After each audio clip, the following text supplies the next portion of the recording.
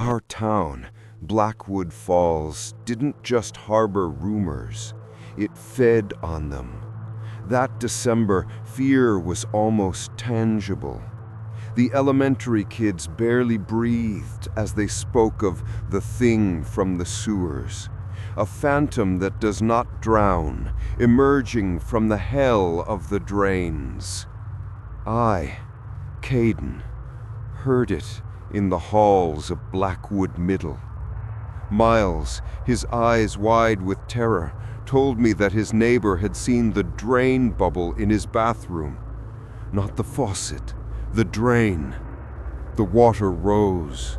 Not water, thick, black-green slime, stinking like a summer sewer. It was warm and greasy. And when the bathtub overflowed, the wet man surfaced. He was soft, pale like a larva, and he looked straight at him. It wasn't a scare story, it was a survival guide. Hear the gurgle, block the drain with anything, because if the thing appears, it won't kill, it will dissolve you, consume you, take your place.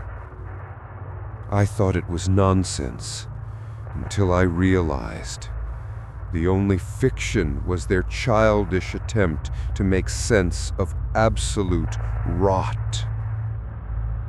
It happened to me on Elm Avenue a week later. It was deep in the night. I lay there, almost slipping into sleep, and suddenly, slosh, slosh, gulp, gulp. I felt it, not just heard it, felt the vibration in the pipes. I turned on the bathroom light. The stench hit my face, pushed me back. A smell I would never forget. A mix of decaying organic matter, chlorine and iron.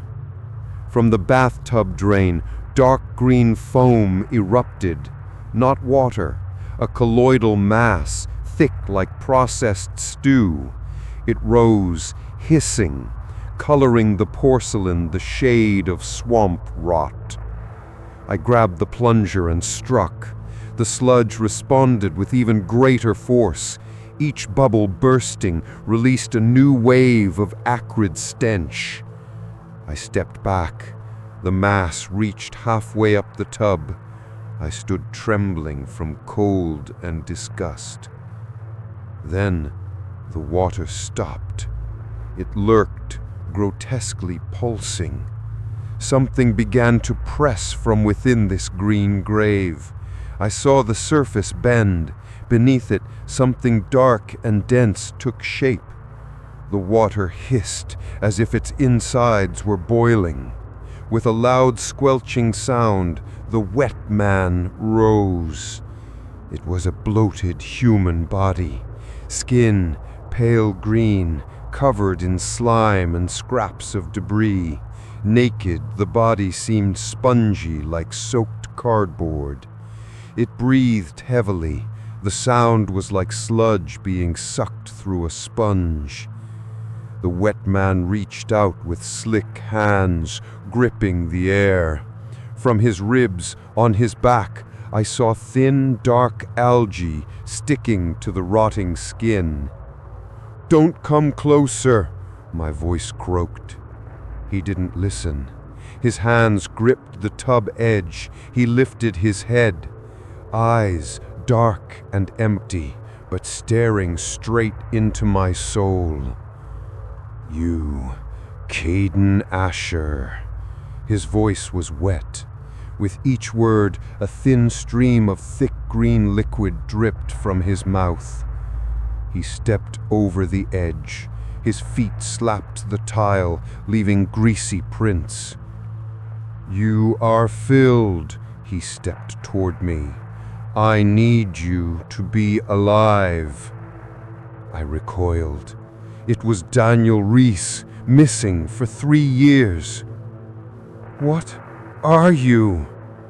"I am a memory gathered from the sewers, the creature hissed. Its face melted and reformed. Daniel's features vanished, replaced by my father David's face.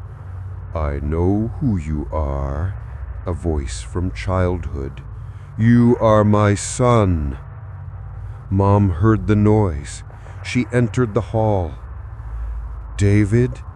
She's voice on the edge of madness. "Elaine," the creature whispered. It looked like my father, earthy in color, eyes dark and insatiable. She couldn't witness love as a fleshy, stinking lie. She screamed, grabbed her coat, and fled. I was left alone. He slowly put on my father's clothes.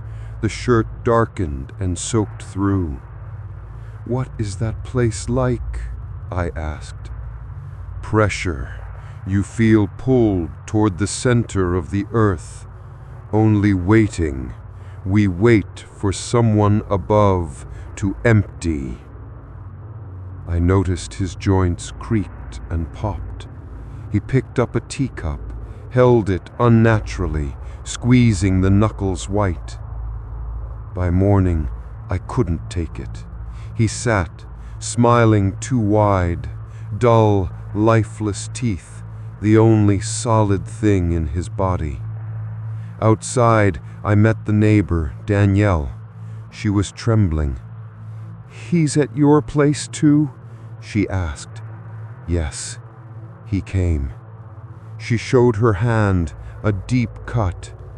"I struck my sister. There was no blood, just a yellowish lump of tissue. I tore off a piece of her skin, just a shell filled with filth." I understood.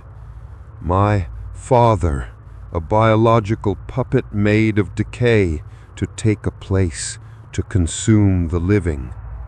I returned home, found him in the living room, watching TV, not blinking. "You're not my father," I said. He turned his head too sharply. I grabbed him, porous like an old sponge. I tore. The shirt split like wet paper. Beneath, pale green skin. Beneath that, nothing. I tore at him with fury. He didn't scream, only hissed like escaping steam. Layer by layer, I stripped the rotting flesh. Gray, foul debris fell, absorbing moisture and settling on the carpet as sludge. 5 minutes later, only a pile of wet, foul muck remained, and the empty leather mask of my father. I found Mom in the hospital, sitting in a corner, paralyzed by shock. I took her hand, ice cold. "Let's go, Elaine. We need to leave." We stepped into the freezing air. Snow crunched. We walked away from Blackwood Falls. I knew. Where the sewers flow, the thing from the sewers always waits. It will not die while there is someone to replace.